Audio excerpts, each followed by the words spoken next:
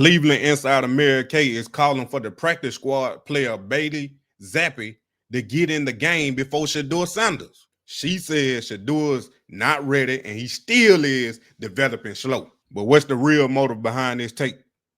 Stay tuned. I got the receipts. With Dillon Gabriel. He's played a lot of football. Maybe he will be able to function better than it seems like a rookie would be able to in this, again, incohesive offense right now.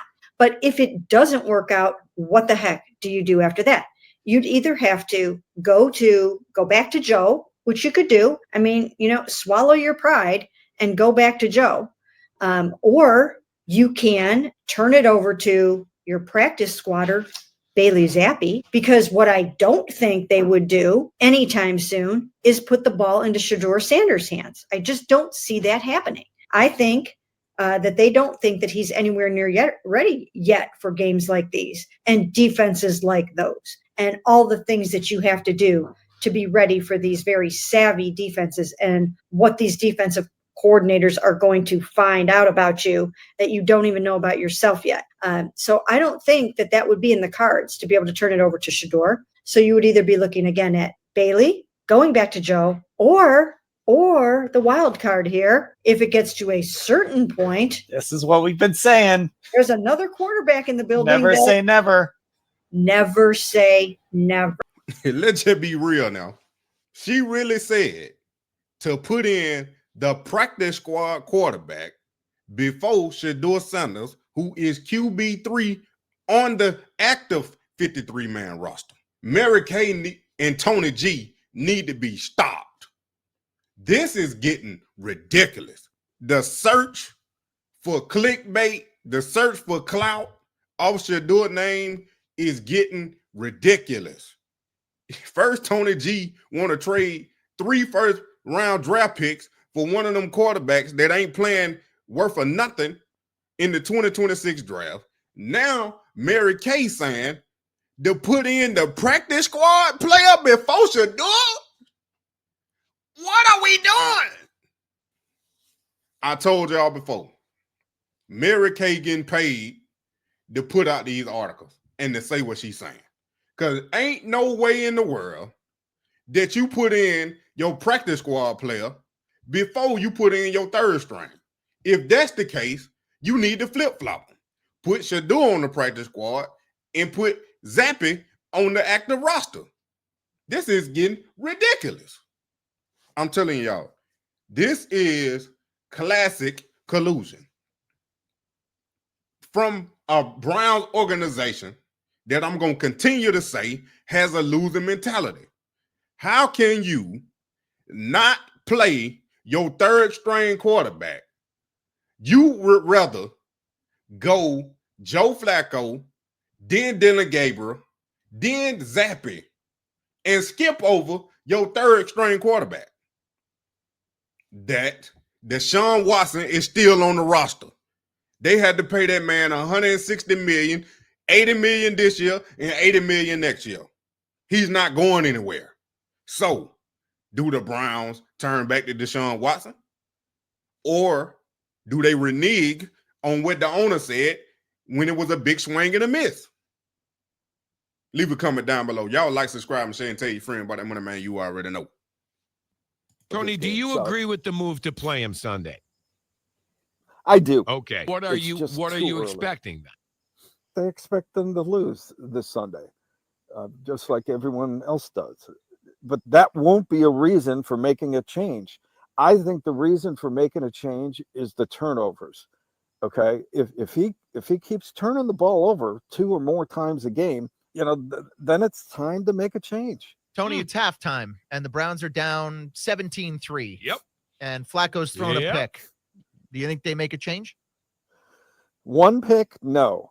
But if 2 picks or more, yes. Okay. Like if they're losing 17-3, and Flacco's doing okay and no interceptions, and it's just special teams giving bad field position, that's not on the quarterback. But if he keeps making turnovers, yes, they will make a change. Go ahead and play Joe Flacco again. Go ahead, and when he do 2 more turnovers, put Dillon Gabriel in there so he can get 8 up. Go right ahead, Browns. Because I told y'all that I'm going to keep repeating it every video. I don't care. The Browns will be forced to play Shedeur sooner than later. Whatever plan they got, whatever Mary Kay got against Shedeur, they going to have to throw it out the window because Shedeur going to be forced to play. I'm telling you, the way Joe Flacco been playing is horrendous. The offense can't do nothing. Receivers dropping balls, getting sacked, throwing turnovers, interceptions, turning the ball over, fumbling. You finally got a little run game, but it still ain't all the way there with Quinshawn. So what do? Who can pump life and energy into this team right now? Shedeur Sanders. Shedeur is the only player that can pump life and energy to any team in the NFL, just not the Browns. All the hype, all what we seen in the preseason, the first preseason game, not the last one when they cut the whole offensive line that was blocking for him. Let me take that back. The whole offensive line that wasn't blocking for him, they cut the whole offensive line. Now, put Shedeur in with the ones. Kevin, can we finally see Shedeur get reps with the ones so we can actually see what he do? This sabotage is going too far. At some point, you got to realize that if you just want to keep this boy on your squad for the next 4 years, you're going to have to let him play a little bit. But guess what? I know what's going on. I know what's going on. The Browns, Kevin, Andrew Barrett, and Jimmy Haslam, they got to make themselves right. They done did a big swing and a miss with Deshaun Watson.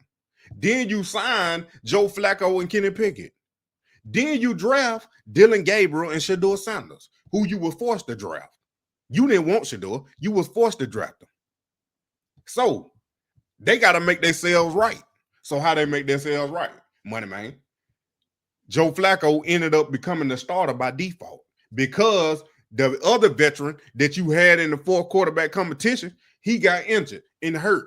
He wasn't going to play too much better anyway, but now you trade him away because now you got a crowded quarterback room. So now your 3rd round pick that you picked, that you treat like a first rounder, that's getting all the opportunities, you have to make that pick look right over Shedeur's pick. Because you getting a projected 1st round pick in the 5th round, and he outplays your pick that you picked in the 3rd round, now it's a bigger story than what it should be. But, listen here, big but if we hold our 5th round pick quarterback back, if we hold him out of the rotation as long as possible and prove that we made the right decision with Dylan Gabriel, which is not. That's what they thinking in their head. This is what I'm talking about. This is what they thinking in their head. If we can prove that we made the right decision by drafting Dylan Gabriel in the 3rd round, then there's no need to play Shedeur, and we can keep him on the roster as the 3rd string or the 4th string quarterback for the next 4 years, sabotage his career, and we won't look like a fool. Because if we trade him, if we put him on the practice squad, he get picked up by another team, and he goes out there and shines any type of way, we look like the clowns. Look, Brown, either way you're going to look like a clown. By not playing Shedeur or playing Shedeur and he ball out like we all expect. Why don't you just give the fans and everybody and your team what they want and what they need? Myles Garrett already done came out with the frustration after getting blown out. Myles Garrett, let me tell you something. It's going to keep happening, bro. Like Unc said, Shannon Sharp, hey, enjoy that $160 million, because that's about all you're going to get, bro. Unless you come out and say, them leaders on the team, unless they come out and say, no, stop this. We want a leader and an energizer in this team that can lead us. Shedeur Sanders. It's gonna take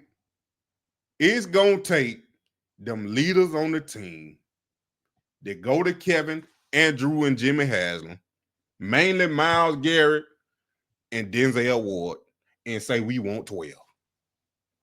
if they want any chance just to see what he can do, because you ain't getting that from Joe Flacco, and you sure ain't gonna get that from Dylan Gabriel. If they want a chance to resurrect their career in Cleveland, then you need to put 12 in.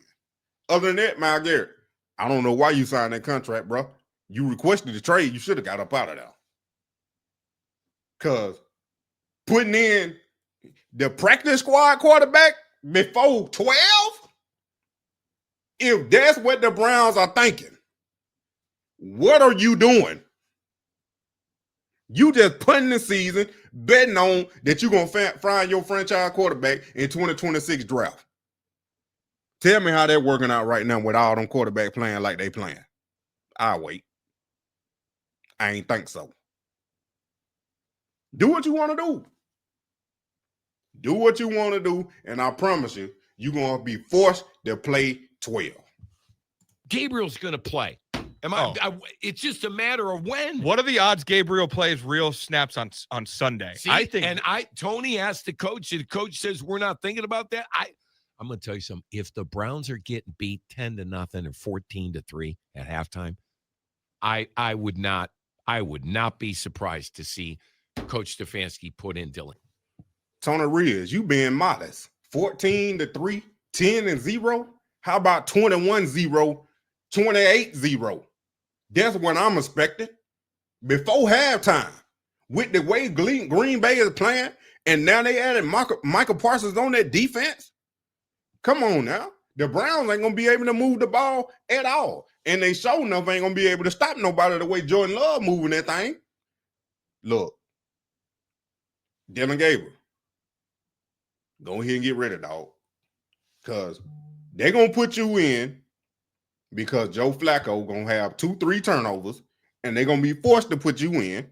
And then guess what you going to do? You going to the bed. 12, get ready.